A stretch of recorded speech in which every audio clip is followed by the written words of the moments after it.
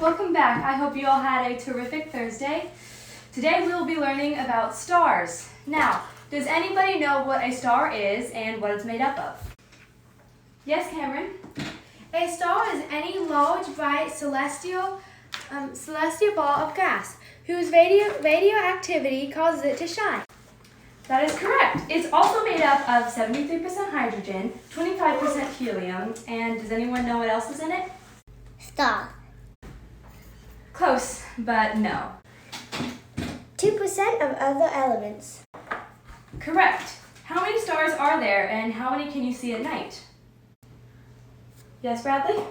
The exact amount of stars is unknown. But at night, if you're away from city lights and moonlights, you can see 2,000 stars. Very good. Does anyone know what the closest star is to Earth? We should... Stars. Good guess, but not the answer I'm looking for. Does anybody else here know? Yes, Kayla? The sun? That's correct. Really? Wow, I didn't think I could get it. Woo! Yes, but while it is the closest star to Earth, it is not the largest star. Why and how do stars twinkle? Because twinkle, twinkle, little star. I know that. Oh, so I have this really cute dress that has stars in it, and that looks fabulous. Thank you for that input, Kayla and Bob. But does anyone know how and if stars twinkle?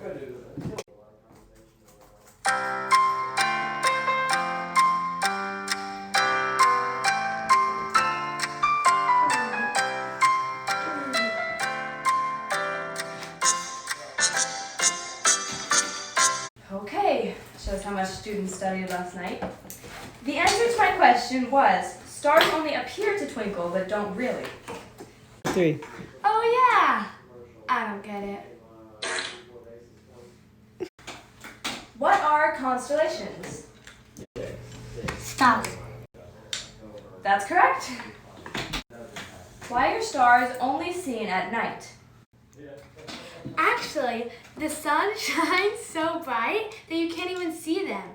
So they're actually here. See, I make such a little... I did that! Okay, next question. Why are some stars bright while others are really dim? It depends on the size or the distance. Okay, does anyone know how far away a star is? The brighter the star, the closer. We have all these answers thanks to Henrietta Leavitt and others.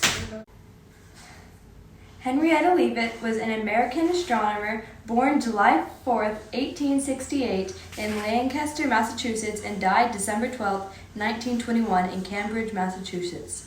Her full name is Henrietta Swan Leavitt, and she discovered the period luminosity relation. Henrietta stayed unmarried her whole life and instead devoted the entirety of her life to church and astronomy. When she was a young woman, she began to lose her hearing due to a condition she had that kept growing worse. Her parents were George Roswell Leavitt and Henrietta Swan Kendrick. The Leavitts had 8 children and Henrietta was the oldest. 2 of Henrietta's siblings died when they were young. She was also of ill health most of her life.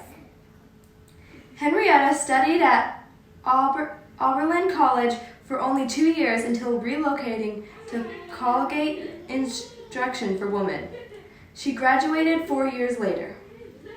In 1895, 3 years after her graduation, she became a volunteer assistant at the Harvard Observatory.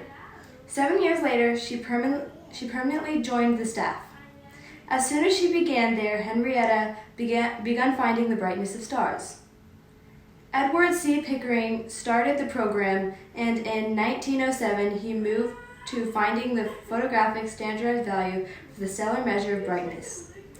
Leavitt stayed with her job at the Harvard Observatory until she died. Henrietta spotted over 200 variable stars by 1904. The next year it became over 840 variable stars. A variable star is a star whose brightness is intensified. She also found a way to rank the luminance and size of stars using a photographic using photographic plates. It became known as the Harvard standard, and it was later used by other astronomers. She later became interested in Cepheid stars. These stars became more luminous than dull on a regular cycle. Leavitt first discovered a Cepheid the same year she observed 200 variables, in 1904.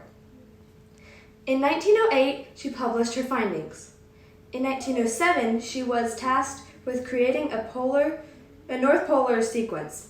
The North Polar sequence was a chart that compared and contrasted the luminosity of stars from 4th to 21st magnitude. You can find this in the Annals of Harvard College Observatory. She did all this and more. Bye, Miss Holland. Have a good week. Bye.